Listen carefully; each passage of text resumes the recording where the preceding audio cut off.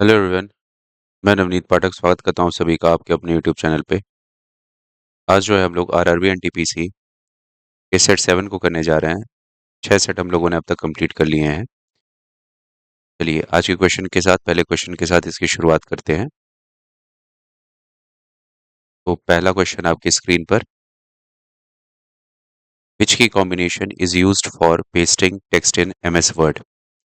या फिर आप ये कह सकते हो एमएस वर्ड में वो कौन सा शॉर्टकट होता है जो किसी भी चीज को पेस्ट करने के लिए यूज में लाया जाता है। कंट्रोल+V, कंट्रोल+Z, Alt+R या फिर Alt+F4।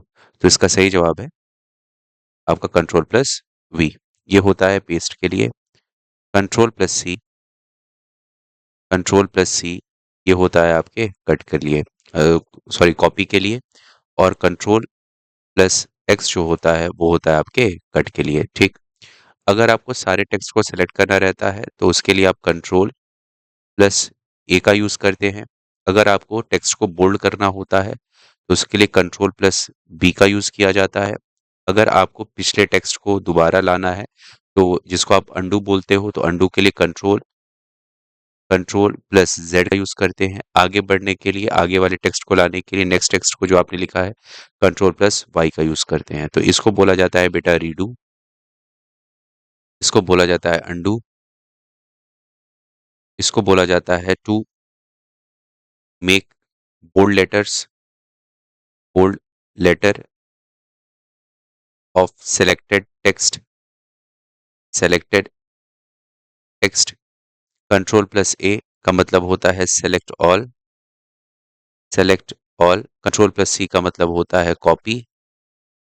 कंट्रोल+X का मतलब होता है कट। और पेस्ट के लिए कंट्रोल+V का यूज करते हैं। तो ये कुछ आपके शॉर्टकट्स हैं, कुछ की कॉम्बिनेशंस हैं जो आपको दिमाग में रखना है। तो कंट्रोल+Z का यूज किसमें हो जाएगा बेटा? अंडू के लिए हो जाता है। Next question, which one is not a network protocol. इनमें से कौन सा नेटवर्क प्रोटोकॉल नहीं है? तो SSH जो होता है बेटा, इसको बोला जाता है secure shell protocol. Secure shell protocol बोला जाता है। PPP को बोला जाता है point to point protocol.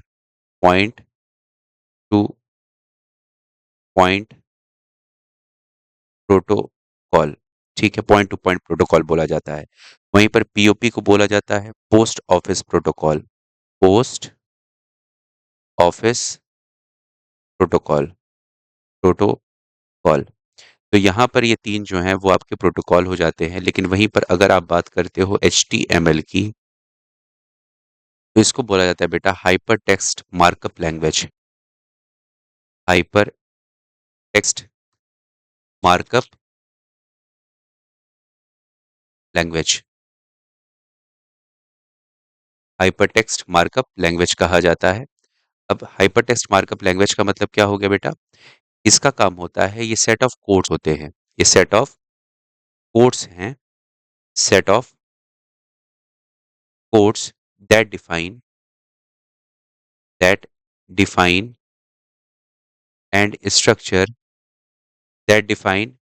Define and structure the content of web page. ठीक है, तो HTML जो होता है ये एक प्रकार का लैंग्वेज होता है। वो लैंग्वेज किस फॉर्म में होती है? कोड के फॉर्म में होती है। जो भी वेब पेज आप ओपन करते हो तो उसके स्ट्रक्चर्स को और उनके डिफाइन करता है, उनके कंटेंट को वो डिफाइन करने के लिए यूज में लाया जाता है। फुल फॉर्म याद करिएगा, हाइपर टेक्स्ट मार्कअप लैंग्वेज कहा जाता है। ठीक है, उसी तरीके से एक प्रोटोकॉल होता है बेटा FTP, इसको बोला जाता है बेटा file transfer protocol. File transfer protocol, ठीक है, फाइल ट्रांसफर प्रोटोकॉल। उसके बाद एक प्रोटोकॉल होता है FTPS, इसको बोला जाता है बेटा secure file transfer protocol. Secure file transfer protocol, secure file transfer protocol. उसी तरीके से एक प्रोटोकॉल होता है बेटा TCP। एक प्रोटोकॉल क्या होता है बेटा? TCP, TCP. इसको बोलते हैं बेटा transmission control protocol. Transmission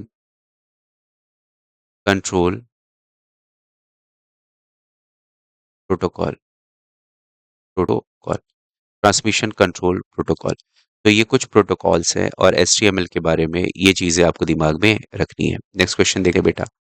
national air quality index is determined on the basis of concentration of dash pollutants. आपको ये बताना है कि जो ये नेशनल एयर क्वालिटी इंडेक्स आती है वह किसके बेसिस पर और कितने नंबर ऑफ पॉल्यूटेंट्स के कंसंट्रेशन के बेसिस पर बनाई जाती हैं। तो सबसे पहली बात हम करते हैं नेशनल एयर क्वालिटी इंडेक्स की। यह इशू करता है बेटा सीपीसीबी। यह इशू कौन करता है बेटा? सीपीसीबी। इसका फुल फॉर्म होता है central pollution pollution control board. ठीक है। और यह किस मिनिस्ट्री के अंतर्गत आता है? तो वो है आपकी मिनिस्ट्री ऑफ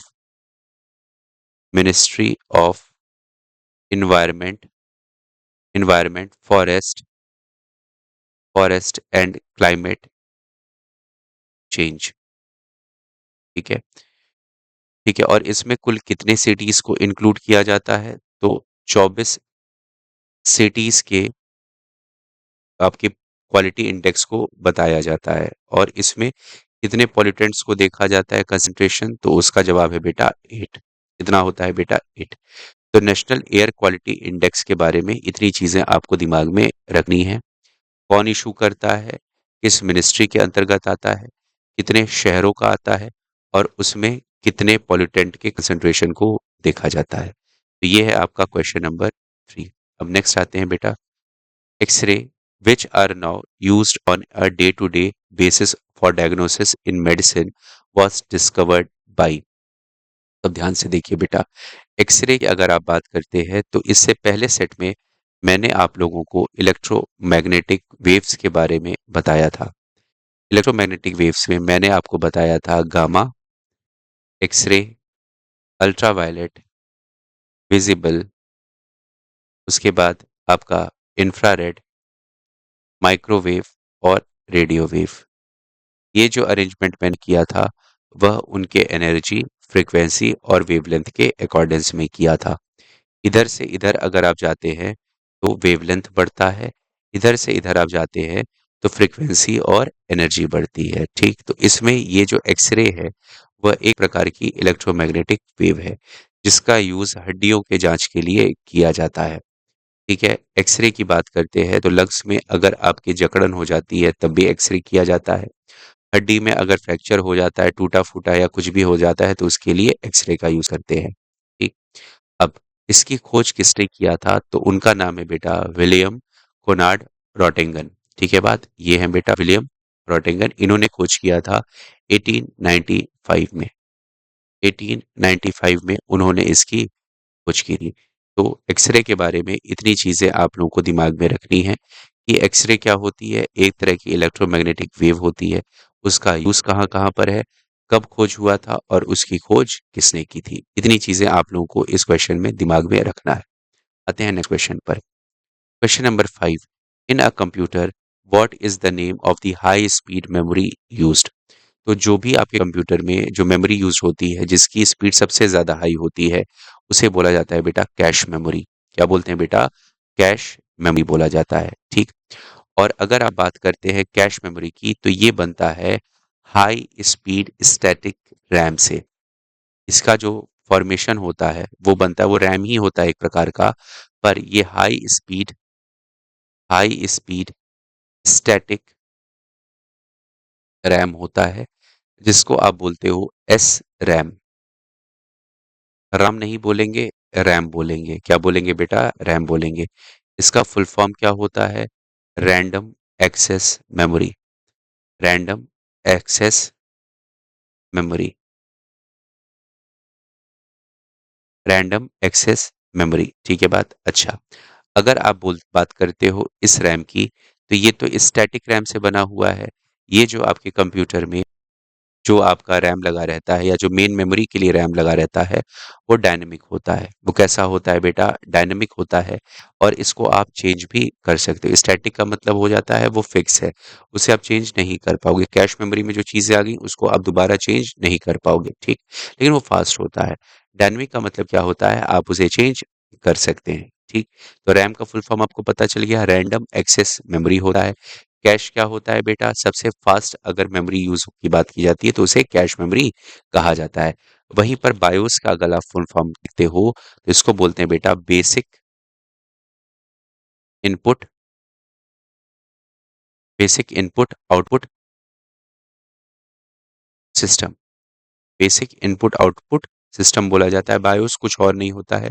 जो सिस्टम पर मैं काम कर रहा हूँ उसमें कोई ना कोई बायोस पड़ा रहता है, जो कि मैं जो इनपुट दे रहा हूँ और वहां से जो मुझे आउटपुट मिला है उन सारी चीजों को रेगुलेट करता है, वो बायोस कहलाता है।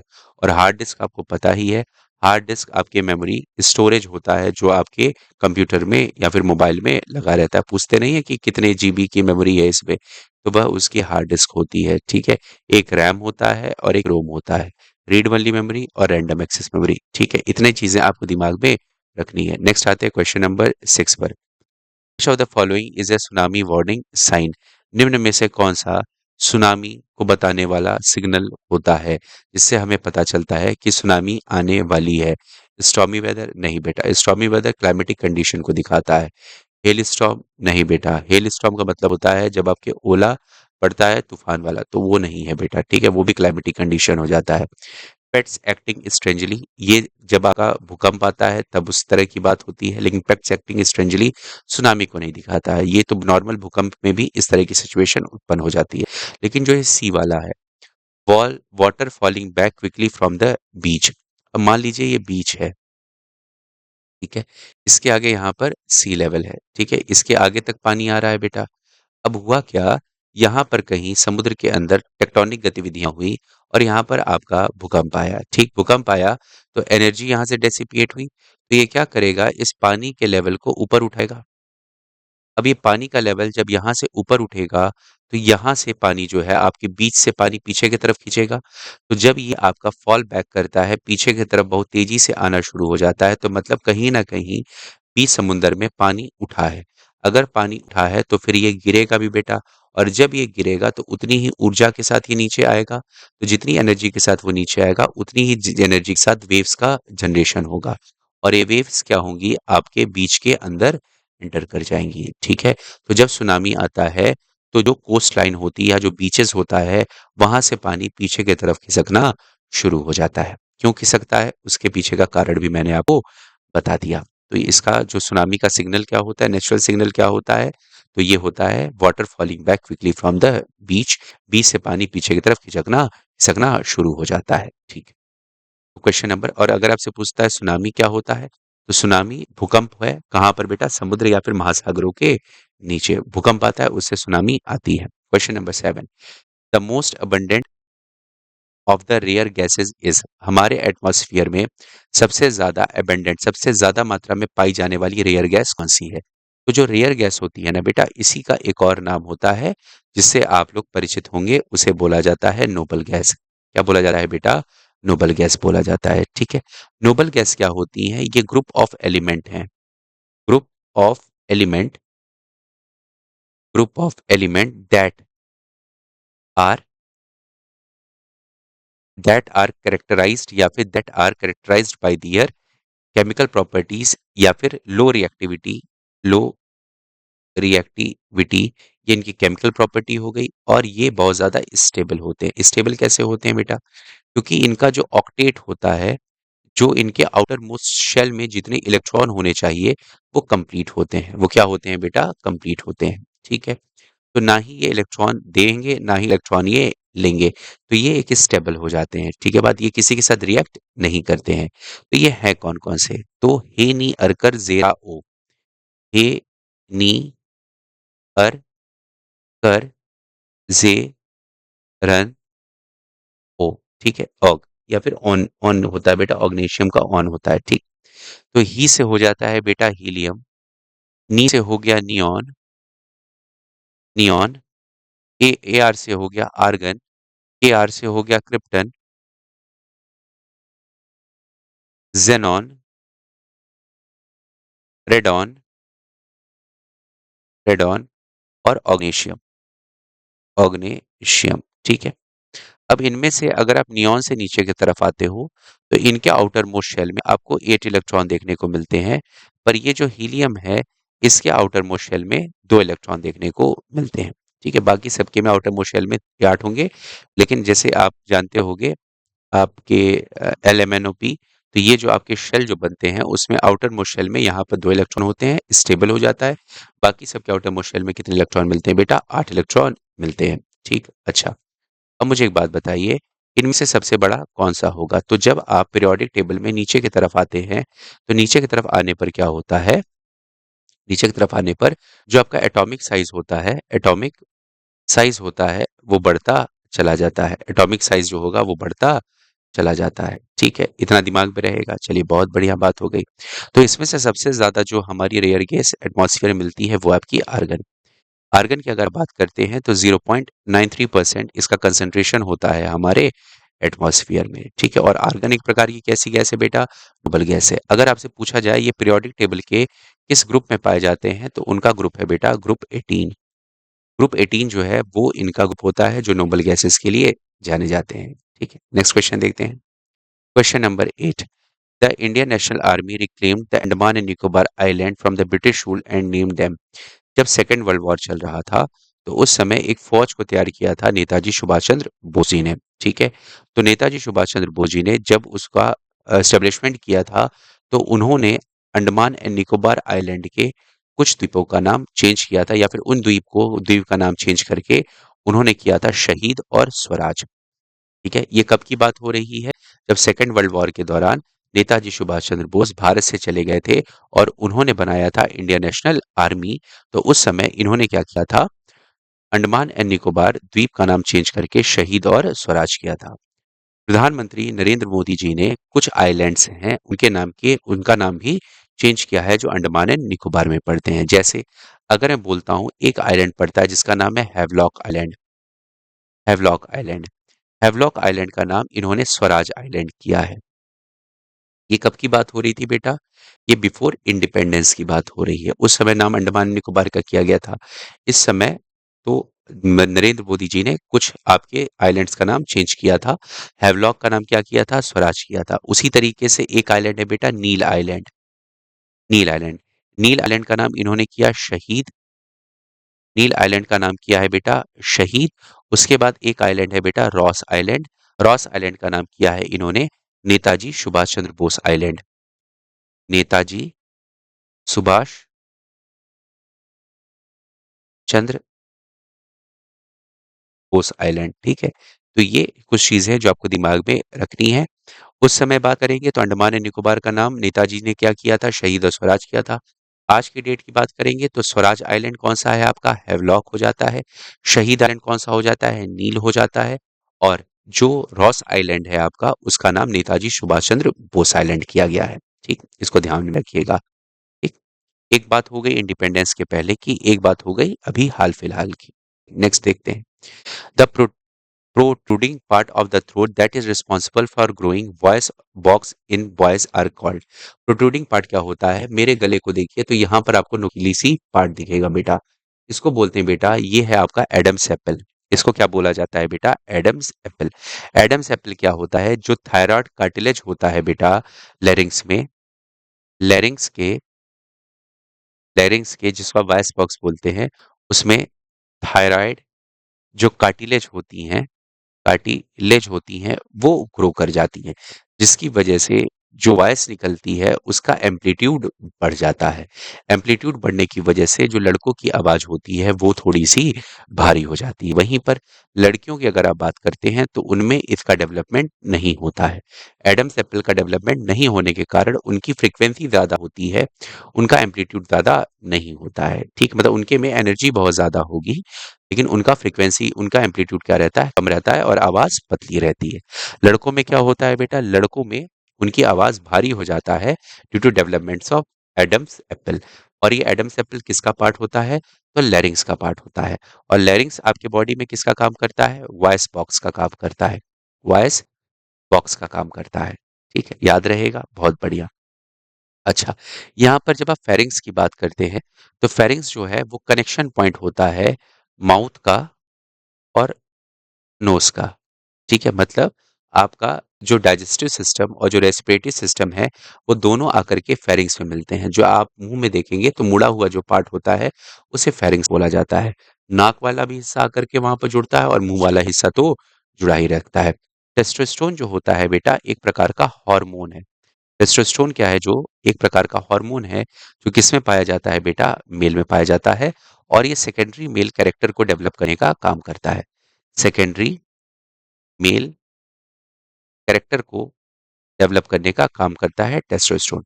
लैरिंग्स तो मैंने आपको बता ही दिया। लैरिंग्स क्या होता है बेटा? वॉइस बॉक्स होता है। ग्रो करने की वजह से लड़कों में वो एडम्स एप्पल बन जाता है और लड़कियों में वो ग्रो नहीं करता, इसलिए उनकी आवाज पतली होती है। चलो नेक्स्ट देखते हैं। The basic concept of Montessori education is, अब देखिए बाबू, जिन्होंने बीएड किया हुआ है, बीटीसी कर रखा है, डीएलएड कर रखा है, उनको इसके बारे में पता होगा। लेकिन नॉर्मल जो स्टूडेंट होंगे, उनको इसके बारे में जानकारी नहीं होगा। तो मैंने आपको पहले भी बताया था कि कुछ क्वेश्चंस ऐसे आते हैं जो सबको हर कोई नहीं कर पाएगा। तो ये जो मॉन्टेसरी एजुकेशन की बात करते हो, तो यहाँ पर एक एजुकेशन का सिस्टम है जो मारिया मॉन्टेसरी, जो डॉक्टर मारिया मॉन्टेसरी ने 1907 में दिया था। और इन्होंने ये बताया था कि आइडिया ऑफ सेल्फ एजुकेशन, स्वतः ज्ञान प्राप्त करने का सिद्धांत मारिया मॉन्टेसरी ने दिया था। प्लस खेल की विधि के द्वारा ज्ञान प्राप्त करने का सिद्धांत, ये मारिया मॉन्टेसरी का एजुकेशन का सिद्धांत होता है बेटा। तो तो इन्होंने जो एजुकेशन का बेसिक कंसेप्ट दिया था वो क्या था बेटा? सेल्फ डिस्कवरी थ्रू एक्सपेरिमेंट, मतलब खुद खोजना है, खुद करके सीखने का जो तरीका होता है, वो Maria Montessori, doctor Maria Montessori ने दिया था। मॉन्टेसरी ने दिया था 1907 में दिया था। ठीक है, तो ये करके सीखने का जो सिद्धांत है वो सारी चीजें होती है। खेल से सीखने का सिद्धांत मारिया मॉन्टेसरी सिद्धांत कहलाता है। ठीक। Question number 11, the term polyarchy was used by Robert Dahl to describe a form of government in which, polyarchy, polyarchy का जैसे इसको अगर आप तोड़ेंगे तो पॉली का मतलब होता है मिनी, पॉली का मतलब क्या हो गया बेटा? मेनी। आर्की का मतलब होता है, या फिर आर्क का मतलब होता है बेटा रूल। आर्क का मतलब क्या होता है? रूल। मतलब ऐसा शासन जहां पर बहुत सारे लोग मिलकर के उसको चला रहे हैं। तो बहुत सारे लोग हैं, तो यहाँ पर दो चीजें होंगी बेटा। यहाँ पर कभी भी नाइदर नाइदर डिक्टेटरशिप आ सकती है, ना ही नॉर डेमोक्रेसी, नॉर डेमोक्रेसी, ना ही यहाँ पर प्रजातंत्र आएगा, ना ही यहाँ पर डिक्टेटरशिप आ सकती है। प्रजातंत्र का मतलब क्या होता है? हम मिलकर के अपना एक नेता चुनते हैं, वो नेता हमारे ब्याह पर कानून बना रहा है। यहाँ पर क्या हो गया बेटा? बहुत सारे लोग मिल करके ही कानून का निर्माण कर रहे हैं, तो इसको पॉलीआर्की बोल सकते हो। तो यहाँ पर क्या है बेटा? People act both through electoral system and group process, तो इसका आंसर जो हो जाता है वो डी हो जाता है। मतलब जितने भी लोग होते हैं वो इलेक्टोरल सिस्टम का भी पार्ट होते हैं, और ग्रुप बनता है जो डिसीजन मेकिंग का जो हिस्सा होता है उसके भी पार्ट हो जाते हैं। तो ये दोनों काम करते हैं। पॉलीआर्की आप लोगों को इस तरह से समझना, जहां पर मेनी पीपल मिलकर के काम को करते हैं। ठीक, नेक्स्ट देखते हैं। Which of the following is a prove to Kuiper belt bodies, इनमें से कौन सा क्यूपर बेल्ट में जाने वाला प्रूव है? प्रूव मतलब होता है, आप सैटेलाइट बोल सकते हो या कुछ भी बोल, सैटेलाइट बोल सकते हो, या फिर वो बोल सकते हो कि जो आप मिशन चलाते हो तो वहां की जानकारी को लेकर के आने वाली चीजों को आप बोल सकते हो। तो यहाँ पर क्या है बेटा? क्यूपर बेल्ट तक जाने वाला जो था वो था आपका न्यू होराइजन। कौन सा था बेटा? New horizon.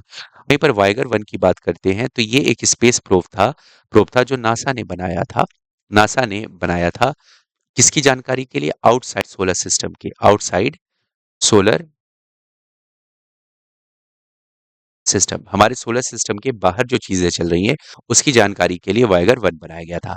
Van Allen probe की अगर आप बात करते हो तो इसका डेवलपमेंट भी नासा ने किया था। जो अर्थ के बाहर एक शील्ड के तौर पर, या फिर वैन एलन बेल्ट होता है, वैन एलन बेल्ट होता है, उसके बारे में जानकारी के लिए वैन एलन प्रोब बनाया गया था। वहीं पर पायनियर 11 की बात करते हो तो ये भी नासा के द्वारा ही बनाया गया है। और ये जो आपके एस्टेरॉयड बेल्ट है, एस्टेरॉयड बेल्ट है, और ये एस्टेरॉयड बेल्ट किसके किसके बीच में पाई जाती है? ये पाई जाती है मार्स और जुपिटर के बीच में। तो उसके बारे में जानकारी के लिए पायनियर 11 बनाया गया था। ठीक है? तो क्यूपर बेल्ट के जो बॉडीज़ हैं, क्यूपर बेल्ट क्या है बेटा? प्लूटो जहाँ पर आपका पाया जाता है, वहाँ पर एक हमारी एस्टेरॉयड बेल्ट और है बेटा। एक एस्टेरॉयड बेल्ट तो मार्स और जुपिटर के बीच में है। एक नेपच्यून के बाद आप जब आगे बढ़ते हो तो वहाँ पर भी एक एस्टेरॉयड बेल्ट है, जिसका हिस्सा प्लूटो है बेटा, जो एक ड्वार्फ प्लैनेट है। तो ये इसके ऊपर बेल्ट के बारे में जानकारी के लिए न्यू होराइज़न प्रोब को लॉन्च किया था नासा के द्वारा, ठीक है? फिर sir question number 13, dry fruit like raisins when soaked in water bulges and get filled with water. What is the scientific reason that explain this daily life event? अब देखिए बाबू, तो इसमें क्या है, जब भी आप किशमिश को पानी में भिगोते हो तो सवेरे उठ करके देखते होगे कि ये फूल जाता है और इसमें क्या भर जाता है बेटा? पानी भर जाता है।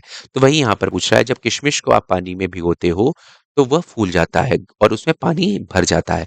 इसके पीछे कौन सी प्रक्रिया शामिल होती है? तो वो प्रक्रिया होती है बेटा डिफ्यूजन। वो क्या होता है बेटा? डिफ्यूजन होता है। उस प्रक्रिया को क्या बोलते हैं बेटा? डिफ्यूजन बोलते हैं। उसी तरीके से जब आप प्लांट्स की बात करते हो तो प्लांट्स के रूट्स होते हैं बेटा। इस रूट्स में अगर आप बोलते हो तो यहाँ पर रूट्स हेयर पाए जाते हैं, जिसको आप मूल रोम कहते हो बेटा। रूट हेयर जो होते हैं वह इस सॉइल में प्रेजेंट जो आपका मॉइस्चर होता है या जो वाटर होता है उसको डिफ्यूजन के माध्यम से ही अपने अंदर लेते हैं। तो ये डिफ्यूजन के दो एग्जाम्पल आप दिमाग में रखोगे कि किसी भी चीज को आप पानी भिगोते हो तो फूल क्यों जाता है? डिफ्यूजन के द्वारा। और जो ये पेड़ होते हैं वो पानी कहाँ से लेते हैं बेटा? वो इस प्रक्रिया के द्वारा लेते हैं। सॉरी, मैं इसका गलत जवाब बता रहा हूँ। ये प्रक्रिया होती है बेटा ऑस्मोसिस। कौन सी होती है बेटा? ऑस्मोसिस, डिफ्यूजन नहीं है। वो कौन सा है बेटा? ऑस्मोसिस। मेरे मुंह से डिफ्यूजन निकल गया था। इस प्रक्रिया को क्या बोला जाता है बेटा? ऑस्मोसिस बोला जाता है। ठीक, मिस्टेक को माफ करिएगा, पता नहीं कि डिफ्यूजन निकल गया, ऑस्मोसिस बोला जाता है। ठीक, ठीक है, ऑस्मोसिस प्रक्रिया है ये। ठीक है, ऑस्मोसिस प्रक्रिया है। ठीक है, तो इसको दिमाग में रखिएगा। तो रेजिन्स का फूलना या फिर जो आपके पेड़ों के जो रूट हेयर होते हैं जो पानी खींचते हैं, उस प्रक्रिया को क्या बोलते हैं बेटा? ऑस्मोसिस बोलते हैं। ठीक है, नेक्स्ट देखते हैं। बर्थ कंट्रोल पिल्स कंटेन, जो गर्भ निरोधक गोलियां होती हैं उनमें क्या होता है बेटा? उनमें जो होता है दो हार्मोन्स होते हैं, प्रोजेस्टेरॉन और एस्ट्रोजन, उनका मिक्सचर पाया जाता है बेटा। जो बर्थ कंट्रोल पिल्स होती हैं उनमें फीमेल से पाए जाने वाले दो हार्मोन होते हैं, प्रोजेस्टेरॉन और एस्ट्रोजन, उनका मिक्सचर पाया जाता है। क्वेश्चन नंबर 15, जैसे टेस्टोस्टेरोन मेल में पाया जाता है, फीमेल फीमेल में एस्ट्रोजन और प्रोजेस्टेरॉन पाया जाता है। अब देखो बेटा, Harappan people did not worship one of the following God. Harappan people जो है वो इनमें से किस देवता की पूजा नहीं करते थे? तो देखो बेटा, हड़प्पा के लोग जो होते थे वो वर्शिप करते थे मदर गॉडेस की, मदर गॉडेस की। उसके बाद पशुपति नाथ की, जो आपकी सील मिली है मोहनजोदारो से, उसमें पशुपति शिवा, पशुपति शिवा की पूजा करते थे। पीपल के पेड़ की पूजा करते थे, तीजन की पूजा करते थे और स्वास्तिक का सिंबल बनाते थे, स्वास्तिक का सिंबल बनाते थे। तो इनमें से किसकी पूजा नहीं करते? तो विष्णु की पूजा कर रहे हैं बेटा, सॉरी, शिव जी की पूजा कर रहे हैं, बीजन की पूजा कर रहे हैं, स्वास्तिक का सिंबल बना रहे हैं। किसकी पूजा नहीं करते थे बेटा? लॉर्ड विष्णु की ये पूजा नहीं करते थे। नेक्स्ट आते हैं बेटा, the theory behind star twinkling is that, जो स्टार आपके ट्विंकल करते हैं, जो आपके चमकते और बुझते रहते हैं, उसके पीछे कारण क्या होता है? उसके पीछे कारण है जो हमारे एटमॉस्फियर का रिफ्रैक्टिव इंडेक्स है बेटा, वो चेंज होता रहता है। जैसे एटमॉस्फियर में अलग अलग लेयर्स हैं, अलग अलग गैसेस के कॉम्बिनेशन मिलते हैं, तो जब लाइट इससे पास करती है तो वह आगे पीछे होती रहती है। ठीक है, मतलब रेयर से डेंसर मीडियम में जाती है तो वह अपने पाथ से डेविएट हो जाती है बेटा। डेविएट होने के कारण मान लो कोई इंसान यहाँ पर खड़ा है, कोई इंसान यहाँ पर खड़ा है और यहाँ पर तारा चमक रहा है। यहाँ पर क्या है बेटा? तारा चमक रहा है आपका। तारा अगर चमक रहा है तो वहां से लाइट आएगी। अब इसके ऊपर तो बहुत सारे एटमॉस्फेयर के लेयर हैं, तो ये आएगी, डेविएट कर गई, फिर डेविएट की, फिर दिखा, फिर दिखा, फिर दिखा, फिर इस तरह से करते हुए इसके इस पर्सन के आंख में जाता है। तो जब ये दूर चली जाती है तो बुझा हुआ दिखता है, जब वो इसके आंख के सामने रहती है लाइट तो वह उसको जलता हुआ दिखता है। तो ये है रिफ्लेक्टिव इंडेक्स का सिद्धांत बेटा। ठीक है, या फिर आप बोल सकते हो due to refraction, due to refraction. ठीक है, रिफ्रैक्शन। ठीक, the refractive index of different layer of Earth's atmosphere changes continuously. Consequently, the position of star images changes with time. ठीक है, तो इसको ध्यान में रखिएगा, ये चेंज होता है और इस पे जो फिनोमिना लगता है वो है आपका रिफ्रैक्शन। ठीक, नेक्स्ट देखते हैं। Who was awarded as the Harvard Humanitarian Award of 2015? ये आप लोगों को बता चुका हूँ। 2015 में कौन से व्यक्ति जो थे वो आपके मतलब आपके मतलब सबसे ज्यादा प्रसिद्ध थे। तो दो लोगों को मैंने बताया था, एक मलाला यूसुफजई को बताया था और दूसरे थे कैलाश सत्यार्थी जी, इनको नोबेल प्राइज भी मिला था बेटा, इन दोनों लोगों को। तो इसमें जो है आपके कैलाश सत्यार्थी हैं, इनको हार्वर्ड ह्यूमैनिटेरियन अवार्ड 2015 भी दिया गया था उस समय। ठीक, फिर उसके बाद देखते हैं question number 18। The famous Golconda fort is situated in the state of. जो गोलकोंडा पोर्ट है, वो पोर्ट है बेटा, वो कहाँ पर स्थित है? तो पहले वो हैदराबाद में हुआ करता था। जब आपका 2014 में हैदराबाद आपका अलग हो गया, कौन सा, आंध्र प्रदेश से तेलंगाना अलग हो गया, तो उस समय ये कहाँ पर चला गया बेटा? तेलंगाना में चला गया। तो गोलकोंडा फोर्ट की अगर आप बात करते हो तो इसका निर्माण किसने करवाया था? तो ये काकतीय वंश के राजाओं ने करवाया था। काकतीय डायनेस्टी के राजा ने करवाया था 13th सेंचुरी में। 13th सेंचुरी में गोलकोंडा फोर्ट का निर्माण करवाया था। अब कहाँ पर है बेटा? ये तेलंगाना में स्थित है। नेक्स्ट आते हैं, which is the oldest high court in India. Bharat की सबसे पुरानी उच्च उच्च न्यायालय कौन सी है? तो वो है आपकी कैलकाटा हाई कोर्ट। भारत की सबसे पुरानी कोर्ट कौन सी, हाई कोर्ट कौन सी है बेटा? कैलकाटा हाई कोर्ट है। इसका इस्टेब्लिशमेंट अगर आप बात करते हो तो 1 जुलाई 1862 को इसको इस्टेब्लिश किया गया था।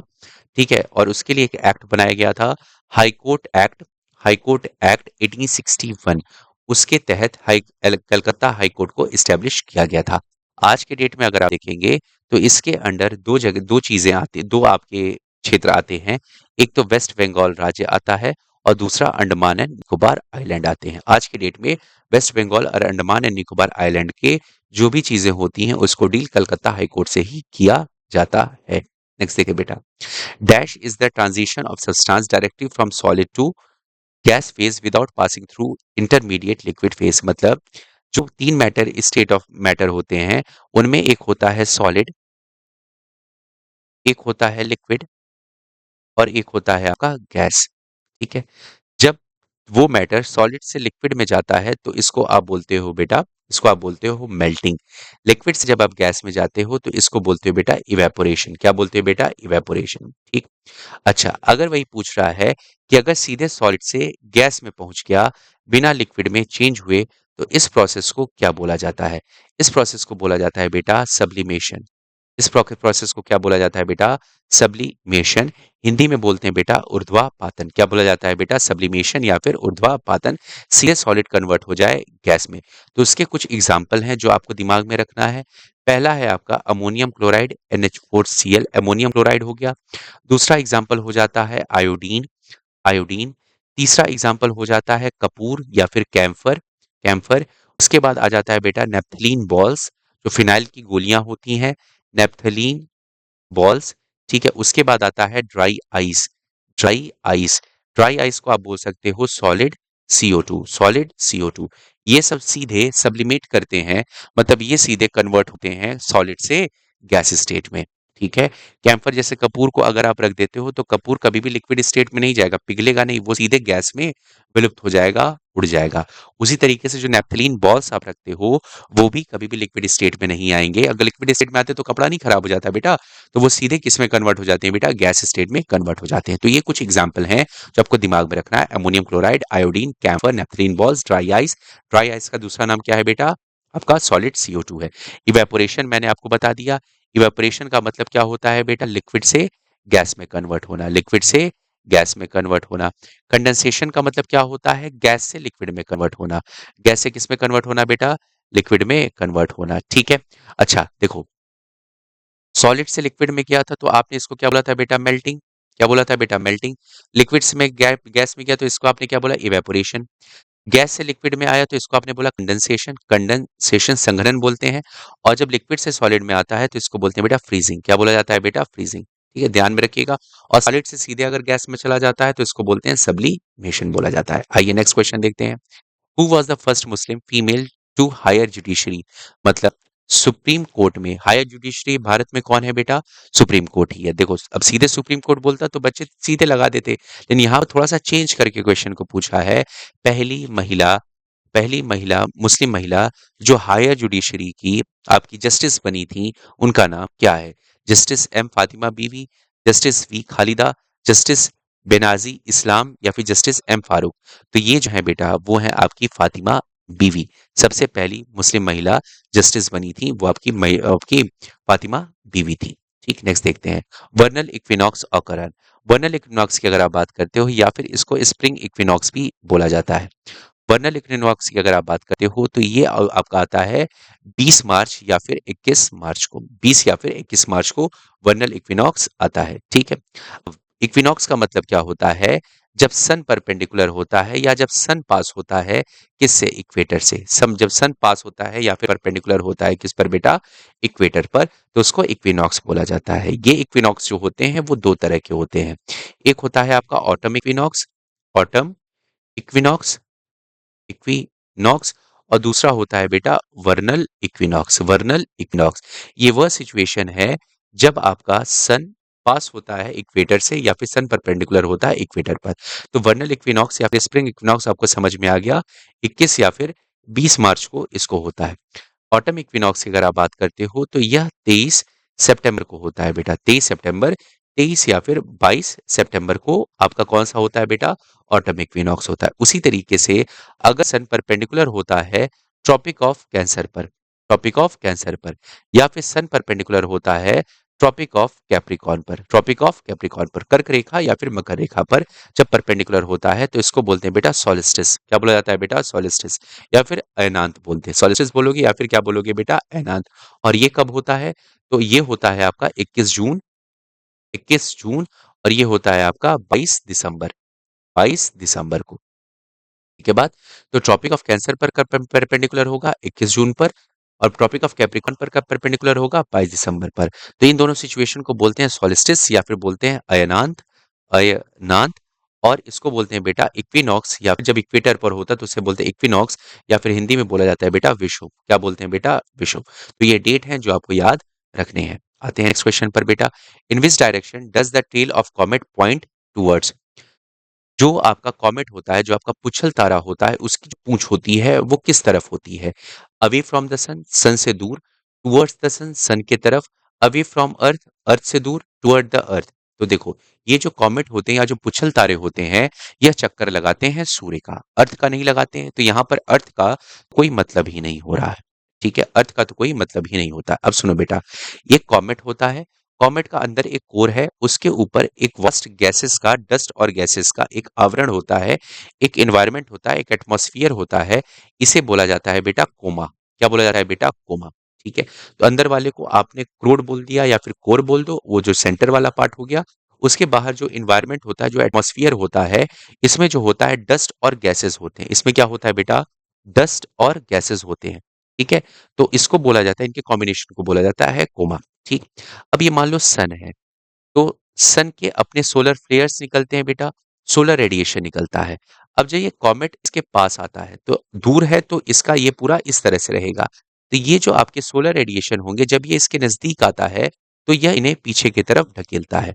पीछे की तरफ जब ढकेलता है तो यह पूंछ की तरह से दिखना शुरू हो जाते हैं। ठीक है, तो जो सोलर रेडिएशन होता है उस वो इसको एक्सर्ट करता है और ये पीछे की तरफ ढकेले चले जाते हैं। तो इसका जो डायरेक्शन होता है, जो टेल का डायरेक्शन होता है, वो हमेशा कैसे होगा? Away from the sun.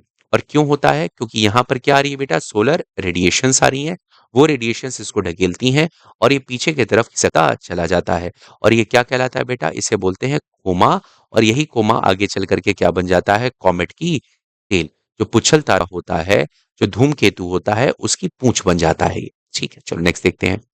What title did British confer Gandhi with which was relinquished by him? तो देखो, वह कौन सी टाइटल थी जो गांधी जी को ब्रिटिश ने दिया था? राय बहादुर, राय साहिब, हिंद केसरी या फिर केसरी हिंद? तो ये 1915 में, 1915 में जब वर्ल्ड वॉर में गांधी जी के योगदान को देखने के लिए उन्होंने भारत के लोगों से सहयोग माना था कि अंग्रेजों की मदद करो इस विश्व युद्ध में। तो उससे प्रसन्न होकर के उस समय के जो आपके लॉर्ड हार्डिंग थे, उन्होंने गांधी जी को केसरे हिंद की उपाधि दी थी।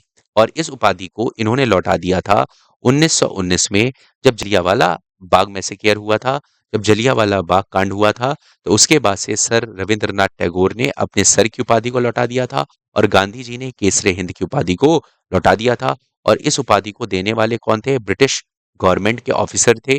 ब्रिटिश गवर्नमेंट ने दिया था। और इसको देने वाले कौन थे बेटा? लॉर्ड थे। वो लॉर्ड कौन से थे बेटा? हार्डिंग थे। लॉर्ड हार्डिंग ने इसको दिया था। याद रहेगा। तो केसरी हिंद की उपाधि कब मिली थी और इन्होंने दोबारा इसे क्या किया था, लौटा दिया था। तो ईयर भी याद रखना है और कब दिया था, किस वजह से दिया था और क्यों इन्होंने उसे वापस किया था, ये दोनों चीजें आप लोग को दिमाग में रखनी है। ठीक है। One of the best preserved Buddhist cave Karla, Karla is in which of the following state. ये जो बुद्धिस्ट केव कारला है वो कहाँ पर स्थित है। तो देखो, ये जो कारला केव है वह एक जगह है लोनावला में। लोनावला कहाँ पर है बेटा, महाराष्ट्र में। लोनावला में एक जगह है बेटा कार्ली, कार्ली में, कार्ली में एक कारला बुद्धिस्ट केव है। और ये कहाँ पर स्थित है बेटा, महाराष्ट्र में। कहाँ पर स्थित है बेटा, महाराष्ट्र में। फेमस है, टूरिस्ट डेस्टिनेशन, लोग यहाँ पर जाते हैं घूमने के लिए। While watching 3D movie at the theater, we have to wear special glasses because जो आप 3D मूवी देखते होगे उसमें आप जो ग्लास पहनते हो वो हम क्यों पहनते हैं। तो क्या होता है बेटा, उस ग्लास को पहनने के बाद वो हमारी आंखों को अलग अलग इमेज देखने में हेल्प करता है। मतलब लेफ्ट और राइट जो होती है उसमें अलग अलग इमेज देखने को मिलती हैं। जैसे अगर आप नॉर्मल आईज की बात करें या फिर मैं जो स्पेक्स लगाए, नॉर्मल स्पेक्स है बेटा, इसमें क्या हो रहा है, मुझे सिंगल इमेज दिख रही है, वही इमेज दिख रही है मुझे।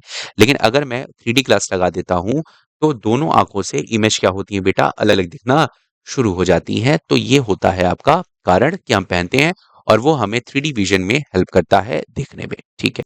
फिर उसके बाद सिमिलर इमेज नहीं, सिमिलर इमेज हमेशा नॉर्मल आई से दिखेंगी बेटा। ठीक। चलो बहुत बढ़िया। Which river originate from Amarkantak, निम्नलिखित में से कौन सी रिवर अमरकंटक से निकलती है। तो मैंने इसके बारे में आप लोगों को बता भी रखा है।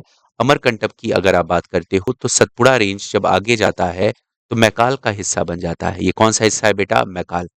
मैकाल रेंज में एक पीक पड़ती है जिसको बोलते हैं बेटा अमरकंटक। क्या बोला जाता है बेटा, अमरकंटक। तो अमरकंटक से इस तरफ निकलती है आपकी और जो अरब सागर की तरफ जाती है वो है आपकी नर्मदा, नर्मदा। और ऊपर की तरफ निकलती है आपकी सोन नदी, सोन नदी जो जाकर के मिल जाती है बिहार में, बिहार में गंगा से। बिहार में किससे मिल जाती है बेटा, गंगा से जाकर के मिल जाती है। तो अमरकंटक से दो नदियां निकलती हैं, एक नर्मदा निकलती है और दूसरी सोन नदी निकलती है, याद रहेगा। तो कौन सी नदी निकली बेटा अमरकंटक से, तो आपकी निकली नर्मदा। ठीक है, कौन सी निकली नदी निकली बेटा, नर्मदा। ठीक है। और अगर नर्मदा की जगह पर सोन आता तो वो भी बिल्कुल सही है। नर्मदा क्या है बेटा, मेन रिवर है। सोन जो है वो सहायिका है, किसकी सहायिका है, गंगा की है। कहां पर जाकर के मिलती है, बिहार में जाकर के मिल जाती है गंगा से। ठीक है। Who has the distinction of serving as a chief justice of India, president and vice president. वो कौन से व्यक्ति हैं निम्नलिखित में से जो भारत के चीफ जस्टिस भी रहे हैं, प्रेसिडेंट भी रहे हैं और वाइस प्रेसिडेंट भी रहे हैं। तो वो हैं आपके एम हिदायतुल्ला जी हैं, जस्टिस एम हिदायतुल्ला। वह चीफ जस्टिस ऑफ इंडिया तो थे ही थे, साथ ही साथ एक्टिंग प्रेसिडेंट भी रहे थे और वाइस प्रेसिडेंट भी रहे थे। तो अगर बात करते हैं एम हिदायतुल्ला की तो ये थे आपके 11th chief justice of India, 11th CJI, जो कि 25 फरवरी, फरवरी 1968 से 16 दिसंबर 1970 तक चीफ जस्टिस रहे थे। ठीक।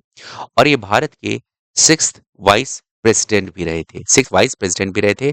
31 अगस्त 1979 से लेकर के 30 अगस्त, 30 अगस्त 1984। डेट अगर नहीं याद हो रहा है तो लेकिन ईयर आप लोग को याद कर लेना है।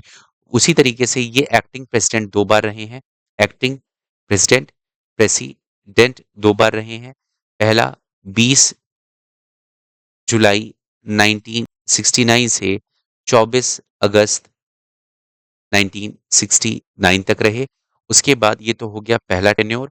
दूसरा टेन्योर जो था इनका 4 अक्टूबर, 4 अक्टूबर 1982 से, 82 से लेकर के 31 अक्टूबर 1982 तक। तो एक्टिंग प्रेसिडेंट के तौर पर भी इन्होंने काम किया है। मतलब प्रेसिडेंट उस समय नहीं थे तो इनको एज ए वाइस प्रेसिडेंट अगर ये थे तो उस समय इनको एक्टिंग प्रेसिडेंट भी बना दिया गया था या फिर इनको नॉमिनेट कर दिया गया था एज ए एक्टिंग प्रेसिडेंट जब तक नए प्रेसिडेंट का चुनाव नहीं हो जाता है।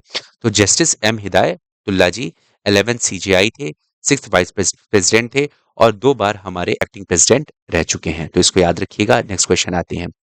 The first gasoline run car engine was developed by.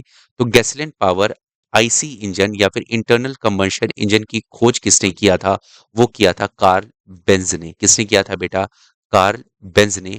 जो first gasoline run internal combustion engine जो था उसकी खोज करने वाले कौन से थे बेटा, कार्ल बेंज थे। नेक्स्ट आते हैं बेटा। The first democratically elected female president of Africa is. Africa continent की अगर आप बात करते हो तो वह कौन सा देश है जिसमें पहली बार किसी महिला को चुन करके राष्ट्रपति बनाया गया था? तो वह देश है बेटा लाइबेरिया। कौन सा देश है बेटा? लाइबेरिया। और इनकी जो प्रेसिडेंट बनी थी वो थी Elina Elina Johnson. Elina Johnson. ठीक है। और ये काफी लंबे समय तक रही थी, 2006 से लेकर के 18 तक ये वहां की इलेक्टेड फीमेल प्रेसिडेंट रही थी, जो कि पूरे अफ्रीका कॉन्टिनेंट की पहली महिला थी। किस देश की थी? लाइबेरिया की थी। एलेना जॉनसन इनका नाम था। नेक्स्ट देखते हैं बेटा, question number 31। Which among the following is not an environment friendly mode of producing electricity? निम्न में से कौन सा पर्यावरण के लिए एक एक तरह से कह सकते हो सुरक्षित मोड नहीं है विद्युत के उत्पादन के लिए? ठीक, सुरक्षित या फिर आप कह सकते हो जो उसको हानि पहुंचाता है। तो सोलर पावर से किसी प्रकार की कोई हानि नहीं होती है, तो ये इन्वायरमेंट फ्रेंडली है। विंड एनर्जी से किसी प्रकार की हानि नहीं होती है, तो इन्वायरमेंट फ्रेंडली है। बायो वेस्ट से किसी प्रकार की कोई हानि नहीं होती है, तो इन्वायरमेंट फ्रेंडली है। पर वहीं पर थर्मल पावर की बात करते हो तो यहाँ पर कोयले को बर्न किया जाता है और इससे निकलता है बेटा स्मोक एंड फ्यूम्स, जिसकी वजह से इन्वायरमेंट क्या होता है? पॉल्यूट होता है। तो थर्मल पावर जो तरीका है इलेक्ट्रिसिटी को प्रोड्यूस करने का, वो इन्वायरमेंट को नुकसान पहुंचाता है, वो इन्वायरमेंट फ्रेंडली नहीं है। नेक्स्ट देखते हैं। G20 summit in November 2015 was organised in European country. ये तो बाबू G20 समिट पूछ रहा है कब का? ये 2015 का पूछ रहा है। हमें जो है, हमें इस समय रिसेंट का भी देखना है और आगे आने वाले को भी देखना है, तो दोनों देखेंगे बेटा। तो G20 समिट जो नवंबर 2015 में हुआ था, इसका ऑर्गेनाइज किया गया था बेटा टर्की में। कहां पर ऑर्गेनाइज किया गया था बेटा? टर्की में इसको ऑर्गेनाइज किया गया था। लेकिन वहीं पर G20 की मैं बात करता हूं 2023 की, 2023 की अगर मैं बात करता हूं तो इसको ऑर्गेनाइज किया गया था बेटा इंडिया में। और इसकी जो थीम थी, one earth, one family, family, one future. यह इसकी थीम थी। मतलब एक पृथ्वी है, एक परिवार है, तो एक ही क्या होना चाहिए? एक ही जैसा फ्यूचर हमारा होना चाहिए। ये G20 2023 का कहाँ पर हुआ था बेटा? इंडिया में हुआ था। फिर आपसे अगर पूछता है G20 2024 कहाँ पर होगा? 2024 तो ये होता है ब्राजील में। साउथ साउथ अमेरिका कॉन्टिनेंट में एक देश है ब्राजील, जो कि उसका सबसे बड़ा देश है। ब्राजील का एक शहर है बेटा जो उसकी पहली कैपिटल भी रह चुकी है, पुरानी कैपिटल भी रह चुकी है, रियो डी जेनेरियो में। रियो डी जेनेरियो में होगा। ब्राजील की इस समय कैपिटल ब्राजीलिया है।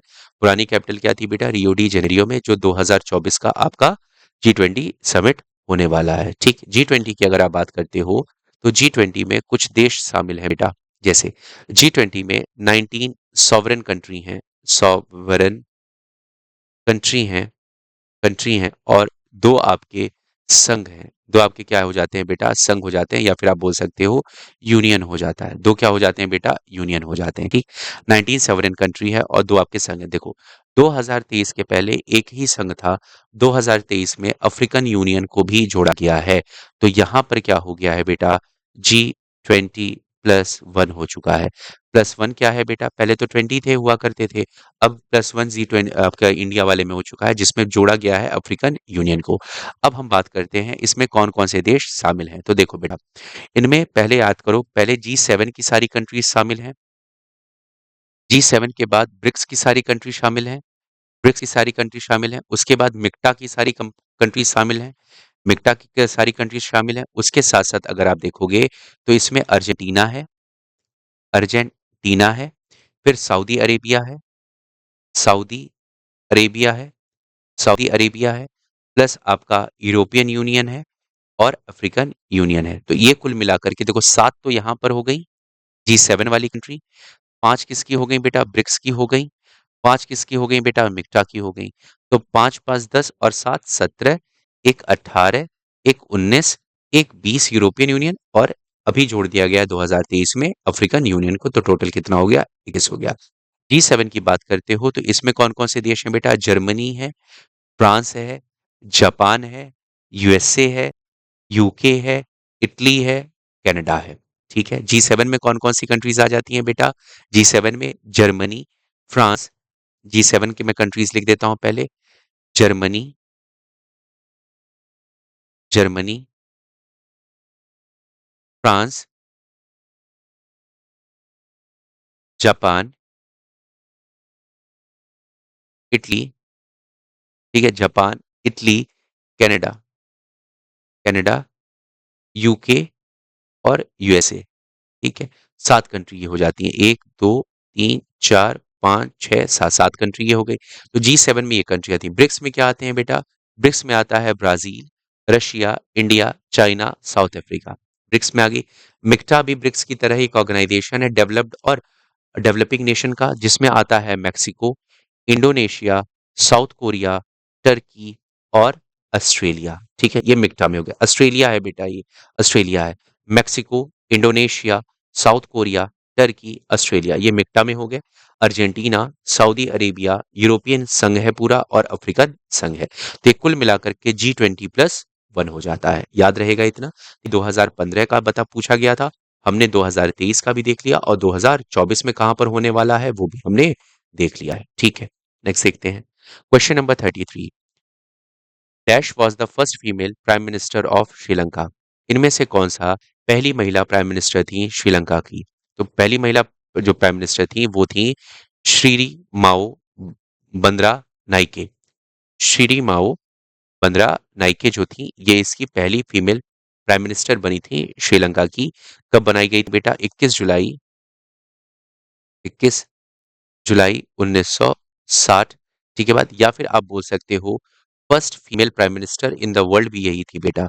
First female PM in the world to be elected. Sri Lanka के साथ साथ ये पूरे विश्व की उस समय की पहली महिला प्राइम मिनिस्टर थी। इस समय इंदिरा गांधी जी भी नहीं बन पाई थी बेटा। समझ में आ गई बात? विश्व की अगर आप बात करते हो तो पहली चुनी हुई प्राइम मिनिस्टर कौन सी थी बेटा? बंद्रा नाइके जी थी। श्री माओ बंद्रा नाइके जी की थी। और कहाँ की थी बेटा? ये श्रीलंका की बनाई गई थी, ठीक है। Next question. What is the meaning of ecotone? Ecotone का मतलब क्या होता है? इकोटोन क्या होता है बेटा? जहां पर दो बायोम्स आपस में मिलते हैं उन रीजन को बोला जाता है। जैसे एक बायोम ये है, एक बायोम ये है। तो इस बायोम का मतलब होता है बेटा जहां की अपनी लाइफ होगी बेटा, वो अलग लाइफ होगी। तो यहाँ का बायोम अलग है और यहाँ का बायोम क्या है बेटा? अलग है। इनके बीच का ये जो ट्रांजिशन जोन होता है इसी को बोला जाता है बेटा इकोटोन। क्या बोलते हैं बेटा? इकोटोन। तो इकोटोन क्या होता है? Ecotone is the area where two biomes meet. जहां पर दो बायोम्स आपस में मिलते हैं, जहां पर दो जैवमंडल आपस में मिलते हैं, उसे बोलते हैं इकोटोन, ठीक है। उसके बाद बिल गेट्स को founded Microsoft corporation in 1975 with the help of. तो देखो, माइक्रोसॉफ्ट की जो खोज हुई थी वो 1975 में हुई थी और डेट याद कर लेना, 4 अप्रैल। 4 अप्रैल 1975 को इसकी खोज हुई थी। तो बिल गेट्स ने इसको खोज किया था किसके साथ मिल करके? तो वो थे पॉल जी एलन। कौन से थे बेटा? पॉल जी एलन। इनके साथ मिलकर के बिल गेट्स ने माइक्रोसॉफ्ट कॉर्पोरेशन की आपकी मतलब खोज किया था, नींव रखी थी। 4 अप्रैल 19 फाउंड किया था 4 अप्रैल 1975 को पॉल जी एलन के साथ। नेक्स्ट क्वेश्चन, लास्ट क्वेश्चन है बाबू आज का। Dash jointly launched International Solar Alliance (ISA) at Conference of Parties COP21 climate conference held in Paris, France on 1 दिसंबर 2015। तो देखो, सबसे पहली चीज आपको याद रखना है, इंटरनेशनल सोलर अलायंस की खोज कब हुई थी? बताइए, इंटरनेशनल सोलर अलायंस कब लॉन्च किया गया था? खोज बार बार निकला, माफ करिएगा, थका हुआ बहुत ज्यादा, तो दिमाग ऐसे ही चल रहा है। बस आप लोगों के लिए क्वेश्चन बना दे रहा हूँ, जो इंपॉर्टेंट चीज को दिमाग में रखिएगा। तो जो अगर कुछ गलत शब्द भी निकल जा रहे हैं तो इसको इग्नोर करते चलिएगा। खोज नहीं होगा, लॉन्च किया गया था। इंटरनेशनल सोलर अलायंस को लॉन्च किसने किया था बेटा? और कब लॉन्च हुआ था? तो ये होगा 1 दिसंबर 2015 को इसको लॉन्च किया गया था। किसके द्वारा लॉन्च किया गया था बेटा? ये इंडिया और फ्रांस का एक सम्मिलित आपका एक तरह समझ सकते हो आयोजन था, जिसमें इंटरनेशनल सोलर अलायंस को शुरू किया गया था। इसका थीम हो था बेटा sun one sun one world one grid. One grid मतलब सौर ऊर्जा का आपको यूज करना है डेली बेसिस पर। अभी तक हम जिसका यूज कर रहे हैं वो non renewable source of energies है बेटा। अब जो सौर ऊर्जा होता है उसका यूज अगर हम डेली लाइफ में करेंगे तो एनवायरनमेंट के साथ साथ हम आने वाले जनरेशन के लिए सस्टेनेबल डेवलपमेंट को भी अचीव कर सकते हैं। तो सोलर चीजों को भी हमें अपने जीवन में इनकलकेट करना है, उसे बढ़ावा देना है, हर देश को इसको बढ़ावा देना है, ठीक। तो इसको लॉन्च करने के लिए कौन दो देश सामने आए थे? इंडिया और फ्रांस। और इसका जो हेडक्वार्टर बनाया गया बेटा, इसका जो हेडक्वार्टर बनाया गया, वो बनाया गया गुरुग्राम में। गुरुग्राम में। कहाँ बनाया गया बेटा? गुरुग्राम में। आज के डेट में अगर इसमें कंट्रीज पूछते हैं तो 121 कंट्री हैं। अगर शामिल हो गई होंगी बेटा तो कोई बात नहीं, उसको ऐड कर लीजिएगा करंट अफेयर में। लेकिन अभी तक मुझे जितना पता है, जितना मैंने अभी तक पढ़ा पढ़ा हुआ था इससे पहले, 121 कंट्री थी, जिसमें से आप लोगों को 2023 की अगर आप बात करता हूं तो 2023 में अर्मेनिया शामिल हुआ है। 2023 में अर्मेनिया शामिल हुआ है। और 2024 की अगर आप बात करते हो तो इसमें स्पेन शामिल हुआ है। 2024 में कौन शामिल हुआ था बेटा? स्पेन शामिल हुआ था। ठीक। तो ये था आपका 120वां कंट्री था, और ये है आपका 121वीं कंट्री थी, स्पेन थी। ठीक है। अब सबसे इंपॉर्टेंट होता है बेटा 100 वाला। 100 वाला हमेशा पूछता है, तो जो पराग था, पराग्वे था, पराग्वे है, पराग्वे है, पराग है, उसकी पराग्वे है, वो 100वीं कंट्री थी इसकी। और 101वां जो था वो आपका नेपाल था। 101वां जो था वो क्या था बेटा? नेपाल था। तो ये कुछ देश हैं जो आपको याद रखना है, और अगर करंट में इसको कुछ ऐड होता है तो उसके साथ आप जोड़ लीजिएगा। तो इसके साथ मैं अपने लेक्चर को यहाँ पर विराम देता हूँ। अगर आपके लेक्चर पसंद आ रहे हैं तो प्लीज प्लीज लाइक करें, सब्सक्राइब करें और शेयर करें। अपने दोस्तों के साथ इसे जरूर शेयर करिए। अपने घर परिवार में जो भी पढ़ने वाले बच्चे हैं उनके साथ शेयर करिए। अपनी क्लास में, जिस क्लास में आप जाते हैं वहां पर भी आप इसे शेयर कर सकते हैं। वो बच्चे इस प्रीवियस ईयर के क्वेश्चन को देख करके अपनी तैयारी को और मजबूत बना पाएंगे। आप भी बनाएंगे, और अपने साथ साथ और दोस्तों को भी इसको शेयर करिए। बस वही एक मोटिवेशन होता है, जब कमेंट आते हैं आपके, जब लाइक्स देखने को मिलते हैं, या फिर जब सब्सक्राइबर बढ़ते हैं, उसी से और थोड़ा सा मोटिवेशन मिलता है और ज्यादा काम करने का यहाँ पर मन करता है। तो इसी के साथ मैं अपनी वाणी को विराम देता हूँ। आज के लिए बस इतना ही। Thank you. जय हिंद, जय भारत।